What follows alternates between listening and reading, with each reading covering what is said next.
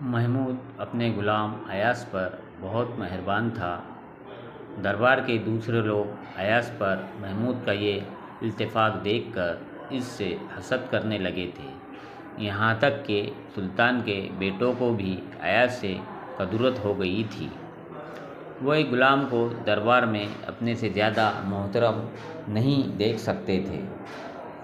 ایک روز محمود کے ایک لڑکے نے بھرے دربار میں محمود سے ایاز پر اس بے جا محبت اور بے جا مہربانی کی شکایت کی۔ محمود نے شکایت کا کوئی جواب دینے کے بجائے وزیروں، بیٹوں اور ایاز سے کہا کہ کل سب لوگ دریا کے کنارے جمع ہو جائیں۔ دوسرے روز سب لوگ دریا کے کنارے جمع ہو گئے۔ محمود غزنوی نے اپنے وزیر کو یہ حکم دیا، دریا میں اس طرح غوطہ لگاؤ کہ تمہارے کپڑے قطعی نہ بھیگے۔ وزیر نے کہا، جہاں پناہ ایسا کیسا ممکن ہے؟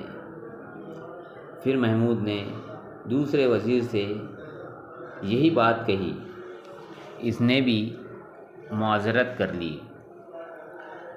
پھر محمود نے ایاز سے کہا کہ اس طرح دریا میں غوطہ لگاؤ کہ تمہارے کپڑے قطعی نہ بھیگے۔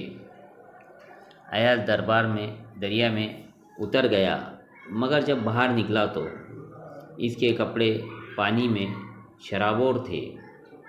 محمود نے اس سے پوچھا، ایسا کیوں ہوا؟ ایاز نے ادب سے جواب دیا، ذل الہی، مجھ سے ضرور کوئی غلطی ہو گئی ہے، پھر کوشش کرتا ہوں۔ یہ کہہ کر وہ دوبارہ دریا میں چلا گیا اور اس کے کپڑے دوبارہ بھیگ گئے۔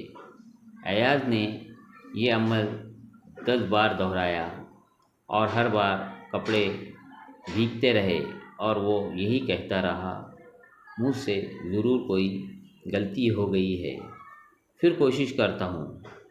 آخر محمود نے اسے رکنے کا اشارہ کیا اور حاضرین سے مخاطب ہو کر کہا، نا ہیلو حاسدو، سمجھ میں آیا کہ میں ایاز سے کیوں اتنی محبت کرتا ہوں؟ دیکھو یہ اپنے سر الزام لے کر کس خوبصورتی سے میری غلطی نبھا رہا ہے۔